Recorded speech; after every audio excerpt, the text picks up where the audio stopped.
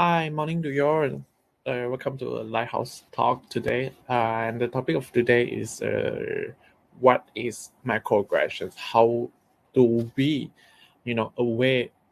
Be aware of microaggressions. So before we talk about microaggressions, let me introduce about stereotype first, and then we're gonna talk about stereotypes, prejudice, and discrimination. Then we talk about microaggressions, because microaggression is kind of based on stereotypes, prejudice, and discrimination, but it's another level. It tend to be, not very serious and subtle. And what is stereotype? Stereotype is a belief and opinions about characteristic attributes and behaviors of various groups, come from a cultural belief and a personal observations. So it can be sometimes positive and negative as well. So there's a stereotype example. For example, women are too emotional and men are too impersonal. So it can be neutral. It's not very positive. It's not very negative to some people. So stereotype belief can be assessed without awareness. So if you say something, for example, women are too emotional or men are too impersonal, and it sometimes can be it's not you don't have the aware that you speak stereotypes statements. So it can influence behavior even of people low in prejudice. So another one, prejudice. Prejudice is a prejudge. So it's an attitude directed toward people because they are belong to a specific group based in emotions. So prejudice is mostly you toward your hatred to a specific group that content with emotions. You express your negative emotion, your strong emotions. For example, you express your anger to a specific group. It can call prejudice. So another one is discriminations. So what is discrimination? Discrimination is treating people differently from other based on membership in a social group. So for example, it can be verbal or behavioral. So you express your hatred and you take actions. So maybe you scold them, you say something bad word to them, and you hit them, you do the actions toward that group. That can be discriminations. You discriminate them. So it occurs on various levels in society. For example, interpersonal, you mean you hang out with your friends. You can you mean the discrimination can happen in the circle of friends or organizations or institutional and culture. So this discriminations. Hence, discrimination is very different from prejudice and stereotype because discriminations contain verbal, and behavioral. There's an emotion, there's actions, and prejudice is mostly emotion that you didn't take any actions. And stereotype is based on a belief, or maybe come from the your educational background, or you mean your family background. The belief can be positive and negative. So let's talk about microaggressions. So microaggressions kind of related to discrimination, prejudice, and stereotypes. So, for example, the persons that are being microaggressive uh, tend to feeling nothing. The victims of microaggressions tend to feel some things that maybe the person will feel hurt, the person will feel, being attacked by your words, by your statements. And microaggression can lead to, negative consequences. So what is microaggressions? Microaggressions are brief and commonplace daily verbal behavior or environmental dignities, whether intentional or unintentional. So microaggression can be intentional or unintentional. So maybe you do it intentional, maybe you do it accidentally. They communicate hostiles, derogatory or negative slides and insults to a target of group. And perpetrator of microaggressions are often unaware that they engage in such communications. So the perpetrators of microaggression, they don't even aware that they're involved in this have communications that hurt people's feelings when they interact with mostly is racial ethnic minority. So the microaggression can happen in racial ethnic minority group. So there's three different type of microaggressions we'll talk about later. So right now we talk about an example of microaggressions. For example, the person sitting in the wheelchair, and you just meet the person, and then you just simply sit on the wheelchair. To for your point of view, maybe you are being friendly, you are being welcoming the persons to sit on the wheelchair with the persons, but the person maybe will feel hurt, maybe will feel being attacked, insult by your behavior in sitting the wheelchair. Another one is uh, maybe you said to a person, "Oh, your English is good."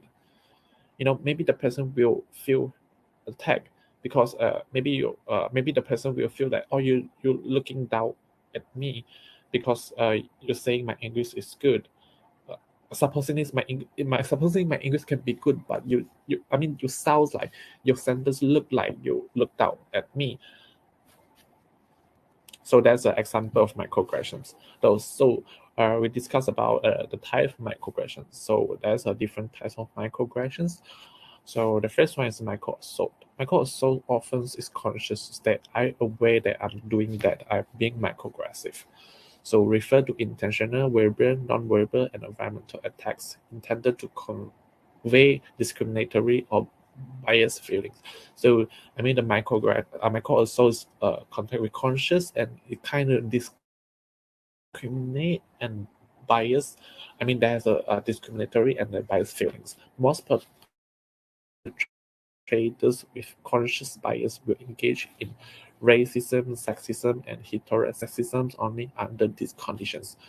For example, when they are in the presence of others who share or tolerate their bias, belief, and actions, when they are lose control of their feeling and actions.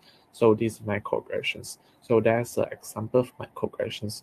For example, not hiring a woman to fill a leadership positions. So okay, you're aware that you don't want women to fill up the leadership positions because you think women are incapable to doing anything. So it I mean it include with your consciousness. I mean you are being aware that this is not a good actions, but you do it, and this is called micro assault. That you attack that persons.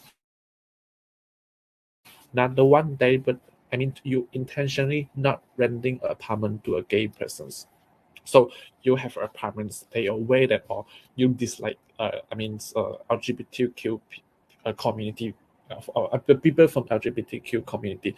So you're not renting your room to that group of people. And another example can be, or I'm not renting room for specific group of people, for example disabled persons, or based on the ethnicity or based on the races.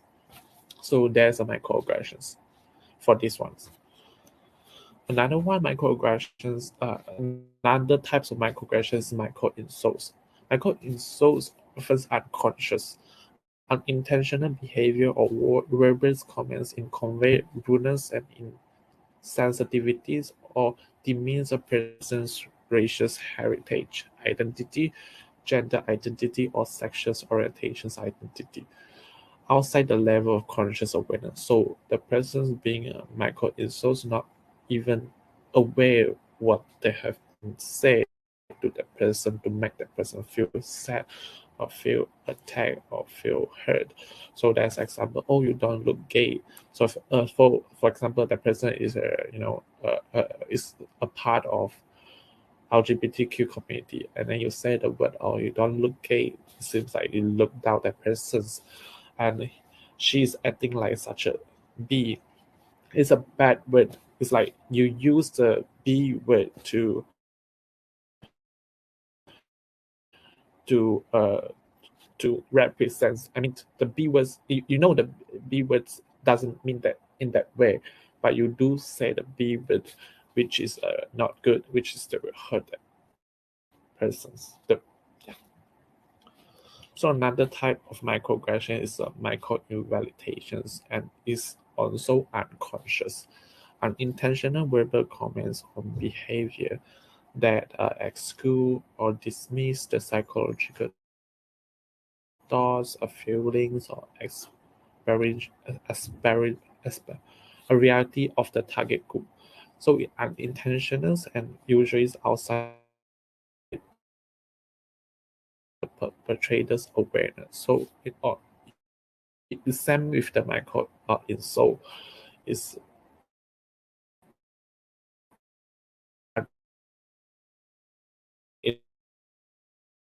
intentional and he okay I'm being sensitive that I feel that I'm being attacked by your microaggressions. So you say to that person, don't you think you are being too sensitive? Just microaggressions, it doesn't hurt your feeling.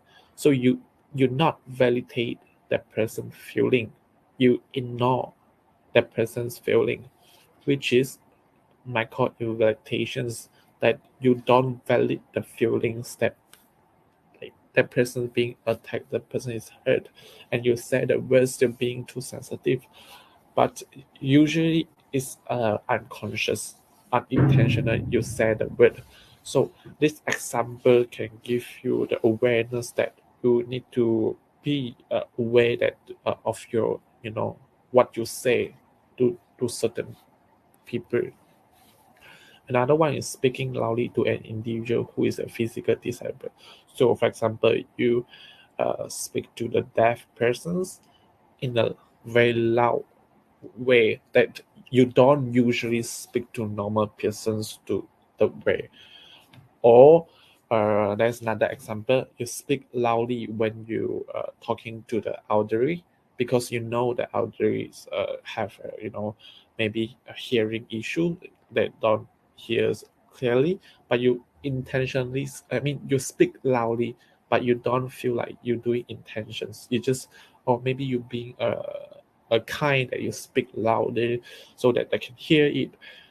That's the point, that you don't feel like you do it intentionally, so you do it. I mean, this unconscious, and this can make that person feel that being attacked. That you don't need to speak that loud in order me to hear it. I still can hear you. So these are the my core invalidations. So there's a few examples of microaggressions that we can look into. So, for example, are you a man or woman? So you look at the persons. You don't know whether his sex. You are man or woman, and you say such a questions, which is uh, uh, microaggressions. Another one are you native don't have to work. Doesn't the government give you everything for free? So this also microaggressions. You were born in Canada, for example. You don't look like Canadians. You look like that person's. I mean, this woman in the pictures don't look like Canadian. So in the Canadians, people will ask, "Oh, you don't look like Canada. You don't look like you were born in Canada," and the person will feel attacked. Or am I not belong in this country even though I'm born in Canada? I'm a Canadian. So these are microaggressions. Another, you have a mental disability. You seems perfectly normal to me. So you know the person have mental issue, but you said it was, oh, you don't feel that you are a mental person. You know, you look normal to me, and this also will hurt the person feeling. You are going to stay home with the babe, baby. Are you really going to let your wife wear the pants in the relationship? So this, a man said to a woman. Another one is, do you know where I can buy, bread? So it's like, okay, you're asking that person because that person look like the person look like they, the person look like he or she is doing drug, and then you ask the person, oh, do you have marijuana that can sell me? So you look at the person, you just look at the facial expression, or the parents the parents of the person. You ask the person, or because you think that person is doing drug, so you ask the person whether they have drug. So this is also microaggressions. And another one, you speak really good English for an immigrants. Also, you are immigrants. You came to this country, but you speak very well English, and will ask you, oh, you speak very well English. And the person will feel like, I'm not supposed simply to speak well in English, and they feel attacked. Now, why have you found a husband yet? This question often asked in asking people to ask a woman, so, oh, you haven't found a husband yet in this such an age because you're already old, and then you should find a husband, and I ask you questions, and that person will feel attacked. Maybe I'm not. Maybe the person would think that it's not for me to find a husband yet because it's not my timing. But you do ask the question that will hurt that person's feelings. Yeah, that is a example of microaggression and the sum of microaggressions. So lastly, the microaggressions, for those people who struggle, for those victims who suffer from microaggressions will feel emotionally and physically, mentally, and academically, struggling. They have a problem with this issue because they feel not right. They, they feel hurt. They feel being attacked. Mhm. So what could we do to lessen the prevalence of impact of microaggressions? Since that we know the impact, since that we know the negative consequences, so how could we do to reduce the impact of microaggressions and reduce the when we speak something which is microaggressions? So there's an assignment that you guys can do at home. So there's two things that need to remember. One is for perpetrator, one is for victims. For the perpetrators of microaggression, they need to be aware that, oh, do I say something wrong? Need to be aware that what they say. They need to process, they need to think twice of what they say. For the victims, that they need to raise out their feeling, they raise out their unsatisfactory to that person, so that the person will know, oh, the way they're doing is not good. So there's a victim perspective and perpetrator perspective. So basically, people can do self-reflections. So how did you feel when you receive microaggression statements? What did you do? What did you say? What did you wish you could have done or say? So these are the questions that you can ask yourself, and you can invite people to think about it, whether what they say is right, whether what they say is wrong. So these are very good self-reflections can do it at home. Another one is, how has these discussions or interactions affect that's how you see others today? So this is also a good question that you can ask yourselves. So that's all for microaggressions for today, and hope you guys understanding what's microaggressions and be aware of microaggressions. Don't become a perpetrator of microaggression. If you have a victim of microaggression, you should raise your voice. You should be aware that you are experiencing, defeat, negative emotion, and then you have to seek with a professional helper to help you out.